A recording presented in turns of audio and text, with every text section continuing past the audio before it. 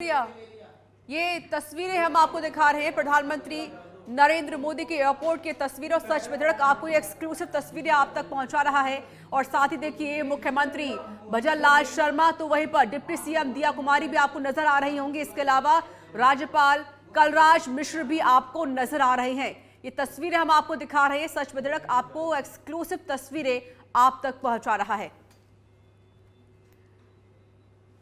तो ये देखिए सीधे जयपुर एयरपोर्ट की ये तस्वीरें हैं जहां पर प्रधानमंत्री मोदी के साथ ही राज्यपाल कलराज मिश्र तो वहीं पर मुख्यमंत्री भजनलाल शर्मा और इसके साथ ही डिप्टी सीएम दिया कुमारी आपको नजर आ रही होंगी।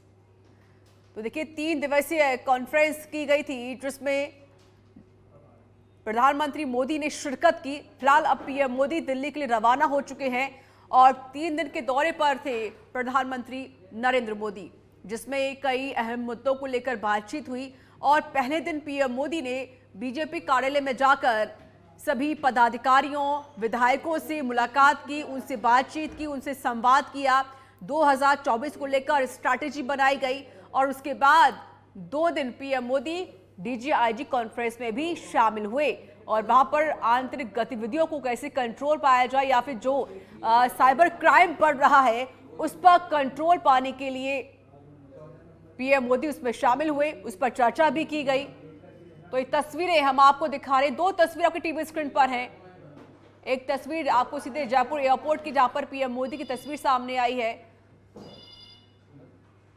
संवाददाता सुनील यादव जुड़ चुके हैं फोन लाइन पर इस पर और अधिक अपडेट देने के लिए। सुनील, अभी क्या कुछ अपडेट है? ऋचा, देखिए कि जो लगभग पिछले 2 घंटे से इंतजार हो रहा था एयरपोर्ट पर कि पीएम मोदी जब 3 दिन का दौरा समाप्त हुआ है और आज पीएम मोदी राजस्थान के दौरे से वापस दिल्ली लौटेंगे, तो यहाँ पर एक इंतजार हुआ था। और अभी कुछ ही देर पहले पीएम मोदी दिल्ली के लिए उड़ान भर चुके हैं विशेष विमान से। और उससे पहले जो पीएम मोदी को यहाँ सहयोग करने के लिए राज्यपाल कलराज मिश्र, भजनलाल शर्मा समेत तमाम जो बीजेपी के नेता, जो पदाधिकारी यहाँ पर मौजूद थे, चाहे कैबिनेट मिनिस्टर की बात करें चाहे विधायकों की बात करें, सब लोग यहाँ मौजूद थे। और अभी जैसे ही जो पीएम मोदी यहाँ पर पहुंचे थे तो राज्यपाल कलराज मिश्र और सीएम भजनलाल शर्मा ने उनको सहयोग किया। और एक तस्वीर भी बेहद खूबसूरत जो है वो बाहर आई है, क्योंकि कहा जाता है कि जब पीएम राज्य में आए हैं तो स्वाभाविक सी बात है कि कई सारे जो मंत्र है वो यहाँ पर देकर गए हैं। चाहे राजनीतिक लिहाज से बात करें या फिर डीजीआईजी कॉन्फ्रेंस की बात की जाए तो वहां पर देश की आंतरिक सुरक्षा को लेकर कैसे मजबूत किया जाए इसके मंत्र दिए हैं। एक गहन चिंतन मंथन हुआ है। और दूसरी तरफ पहले जिस तरह से जो सीधे बीजेपी ऑफिस गए थे वहां भी बीजेपी के नेताओं को जीत का मंत्र दिया था, क्योंकि 2024 के लोकसभा चुनाव बेहद नजदीक है, कुछ ही महीने बाकी हैं। और आज जब वो निकले हैं दिल्ली के लिए उड़ान भरे हैं तो मैसेज सभी नेता और पदाधिकारी याद होगा। लेकिन जो तस्वीर है सहयोग करते हुए राज्यपाल कलराज मिश्र और भजनलाल शर्मा ने जो पीएम नरेंद्र मोदी को सहयोग किया, विदाई दी। और अभी जो पीएम नरेंद्र मोदी है वो दिल्ली के लिए उड़ान भर चुके हैं। लेकिन अभी भी जो पुलिस का जाब्ता है वो पूरा तैनात है, पूरी सिक्योरिटी यहाँ पर मौजूद है और तमाम तरह की जो सुरक्षा बंदोबस्त वो स्टेट हैंगर पर किए गए हैं। क्योंकि माना जा रहा है कि गृह मंत्री अमित शाह भी 3 दिन की डीजीआईजी कॉन्फ्रेंस में मौजूद थे, तो वो भी स्टेट हैंगर से दिल्ली के लिए रवाना होंगे। संभवतः जो गृह मंत्री अमित शाह का भी इंतजार किया जा रहा है। जी बिल्कुल, देखिए अभी गृह मंत्री अमित शाह का भी इंतजार किया जा रहा है, वो भी देखिए दिल्ली के लिए उड़ान भरेंगे। फिलहाल प्रधानमंत्री मोदी दिल्ली के लिए उड़ान भर चुके हैं। देखिए जाहिर है सुनील, 3 दिवसीय ये कॉन्फ्रेंस हुई डीजीआईजी के जिसमें कई अहम मुद्दों को लेकर बातचीत की गई। तो क्या जो अधिकारी जो पहुंचे हुए थे इस कॉन्फ्रेंस में तो क्या वो भी रवाना हो चुके हैं? बिल्कुल रीचा, सभी जो अधिकारी हैं उनका भी रवाना होने का कार्यक्रम है। लेकिन स्टेट हैंगर पर जो स्टेट गेस्ट होता है, जैसे पीएम नरेंद्र मोदी की बात की जाए या गृह मंत्री की बात की जाए या फिर तो इस तरह की नेता है वो स्टेट हैंगर से निकलते हैं। जिस तरह से अधिकारियों की बात करें तो संभवतः अधिकारी जहां पर ठहरे हुए थे, जो विधायकों की जो फ्लैट्स बने हुए हैं विधानसभा के पास, वहां ठहरे हुए थे। और जो अधिकारी हैं वो पहले जो RIC स्थित जो कॉन्फ्रेंस जो स्थल है वहां से जो अपने जहां पर निवास स्थान था वहां पर जाएंगे। संभवतः अपना लगेज और तमाम उनकी गाड़ियां वहां पर लगी हुई हैं और गाड़ियों के माध्यम से उनको एयरपोर्ट तक ले जाया जाएगा। और एयरपोर्ट से अपने अपने जिस तरह से जिस राज्य से आए उन राज्यों पे जाने वाली जो फ्लाइट्स हैं उनके माध्यम से अपने अपने राज्यों में जो तमाम डीजीआईजी समेत जो अन्य पुलिस के जो आला अधिकारी जो कॉन्फ्रेंस में शामिल होने आए हैं वो पहुंचेंगे और अपने अपने राज्य जहां से आए हैं वहां की फ्लाइटों के जो माध्यम से वहां पर पहुंचेंगे। कहा जा सकता है कि जब समापन हो गया पूरी कॉन्फ्रेंस का, सब पीएम मोदी दिल्ली के लिए रवाना हो चुके हैं, गृह मंत्री अमित शाह भी कुछ देर में रवाना हो जाएंगे।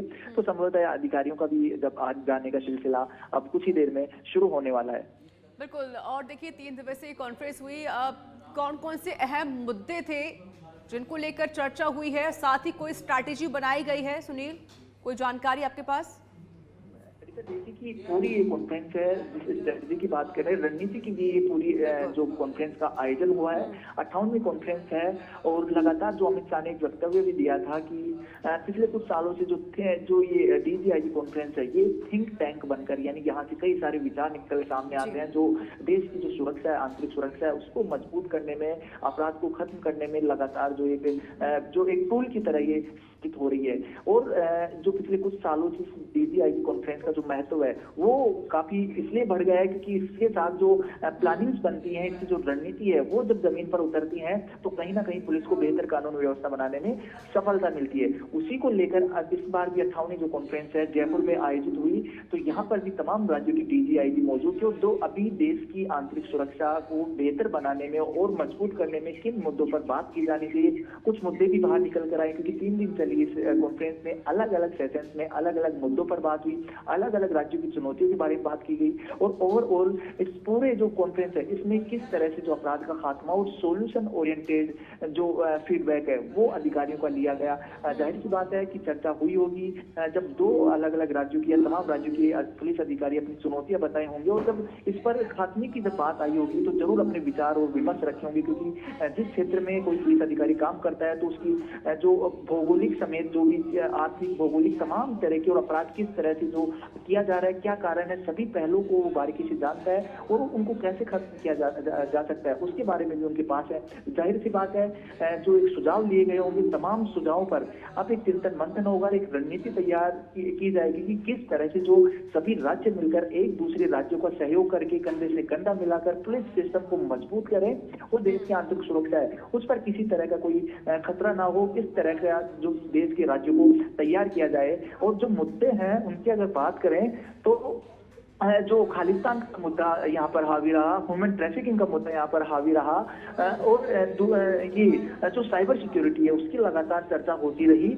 और साथ ही साथ सबसे बड़ी अभी की बात है कि 3 कानून जो है, क्योंकि देश में लगातार ये चर्चा उठ रही थी कि कानूनों पर बात हो, नए कानून जो ब्रिटिश राज के समय के जो कानून है उनको खत्म करने का वक्त आ गया है, तो नए जो कानून है वो यहाँ पर बनाया जाए, न्याय मिले। क्योंकि एक ये भी बात निकलकर सामने आई थी कि अभी का जो माहौल है जो न्यायिक सिस्टम को लेकर, क्योंकि पुलिस जब अपनी एफआईआर या फिर जांच प्रक्रिया लेकर आती है धाराओं के माध्यम से, तो तारीख पर तारीख एक दो डायलॉग यहाँ पर बना हुआ है, ऐसे सिस्टम खत्म हो। चलिए सुनील, बहुत बहुत शुक्रिया आपका अधिक जानकारी देने के लिए।